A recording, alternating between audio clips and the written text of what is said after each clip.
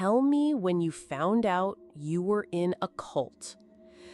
I was 17 when I did a student exchange in the US to a place called Halver's Hollow, a tiny, nowhere town in the middle of Kansas or Missouri or somewhere equally flat and forgettable. My school back home had partnered with the program, and it seemed like a dream come true. New country, new culture, new people. I was matched with the Calder family. Sweet, polite, extremely all-American. Mr. Calder was a carpenter. Mrs. Calder worked at the post office. Their daughter, Liddy, was quiet but friendly. They picked me up from a bus depot that looked like it hadn't been touched since the 1950s. They greeted me like family, hugged me, held my hands, told me they were so happy to finally meet me. They said it like they'd been expecting me for a long, long time. At first, things were normal. Quirky, but normal. The Calder house was old, creaky, but clean. There was no TV, no mirrors.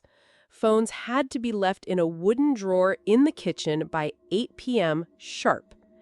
And every night, dinner was served at exactly 6:16 p.m. That was the first weird thing. Not 6:15, I joked the first night. Mr. Calder looked at me, completely serious. He said, "No, 6:16. That's the hour we give thanks."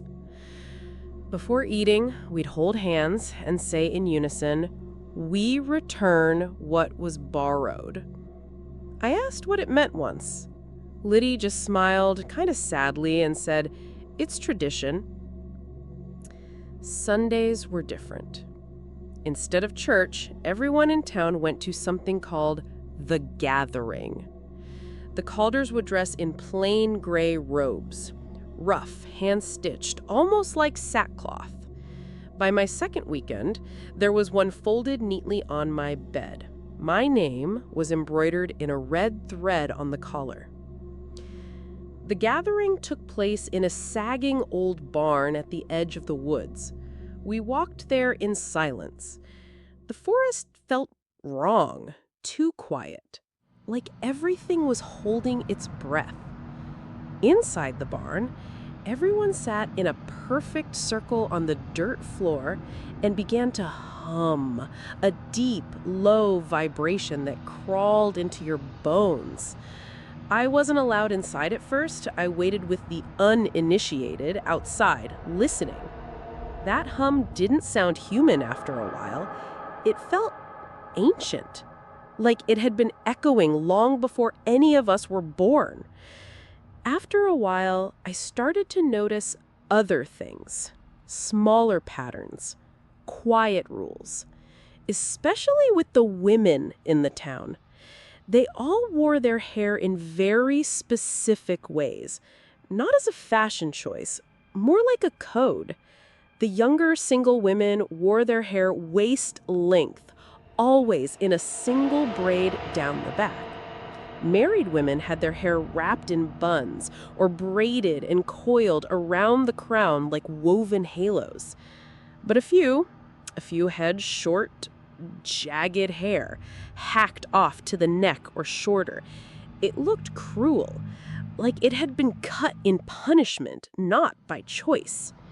These women walked differently, slower, heads bowed, their robes more faded than the others. Once, during a gathering, I saw one in the back row silently crying. Her braid had been cut down to a patchy inch. She looked like she'd been sheared.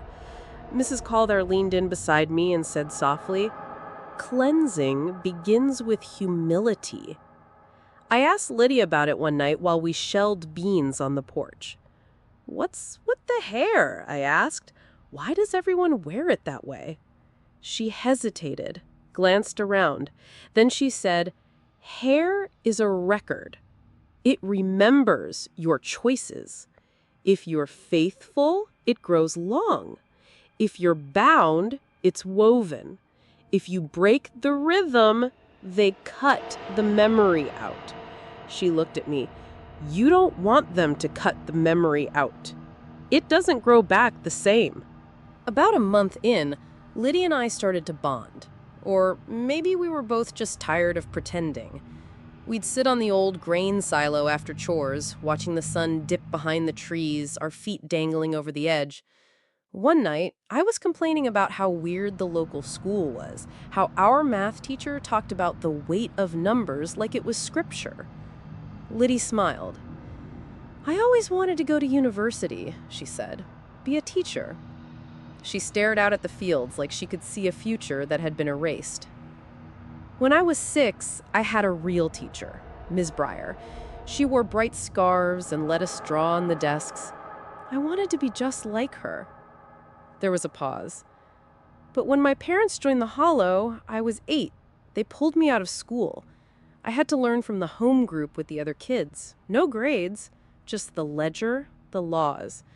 We practiced the chants before we even learned to spell. She looked down at her hands. I haven't said Miss B's name in years.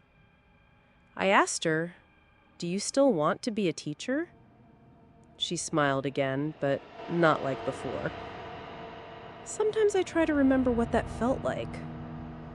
Then came the turning point.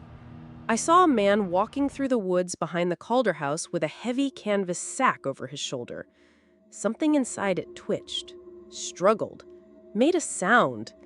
He didn't acknowledge me, just kept walking into the trees like I wasn't there. When I told Liddy, she paled.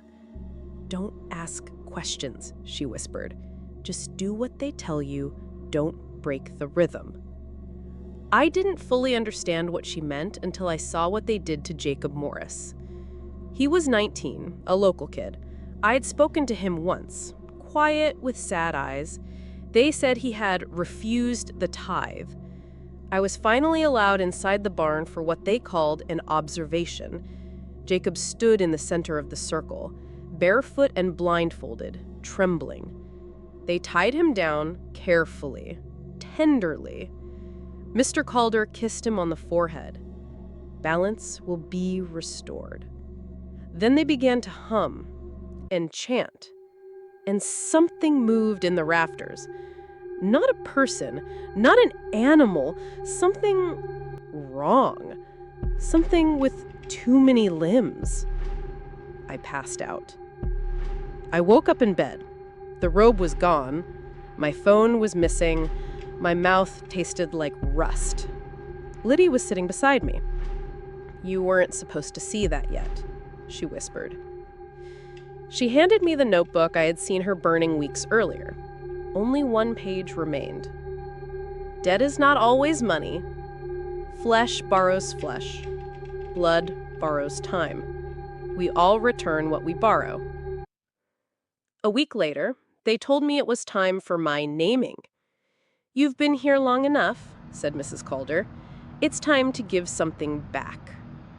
They gave me a freshly washed robe, told me to fast for 24 hours, to purify the vessel, they said. That night, while they slept, I packed a bag with whatever I could grab, snacks, water, the notebook, a flashlight, and ran. I ran into the woods with no idea where I was going. Thorns tore my arms, my feet bled, but I didn't stop. Eventually, the trees gave way to a gravel road. A trucker found me just after sunrise. He didn't ask questions, just gave me a blanket and drove me to the nearest town. I tried to tell people what happened.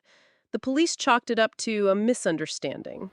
Some kind of folk tradition, one officer said. The exchange program insisted the Calders had never hosted a student. When I asked for their address, I was told it didn't exist in their system. Even satellite images of the area showed nothing but empty fields. I went back once, years later.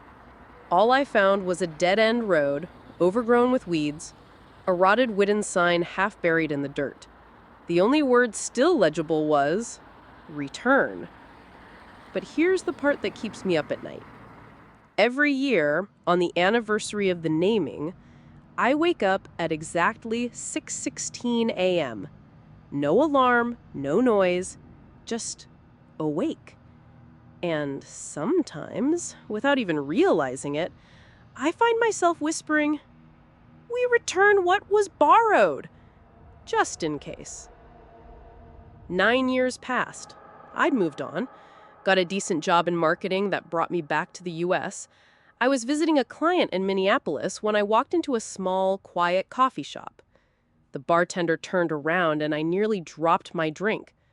The name on her tag was Liberty. I went back 2 more times before I found the courage to say it. "Liddy?" She blinked, then smiled softly. "I go by Liberty now." She wrote her number on my cup. We met up that weekend, talked for hours. She did the most of the talking. She told me everything. How both her parents died in a car crash when she was 18. How the Supreme Leader tried to claim her as his spiritual wife. That night, she packed a bag and never looked back. She said talking to me felt like releasing a breath she'd been holding for 10 years. "The stories," she said, "they're too bizarre to explain to someone who wasn't there." I helped her connect with a therapist I trusted. We followed each other on social media. We didn't meet again after that. But sometimes she posts book reviews or classroom selfies with her students. And sometimes on quiet mornings, I wonder if she ever wakes up at 6:16 a.m. too.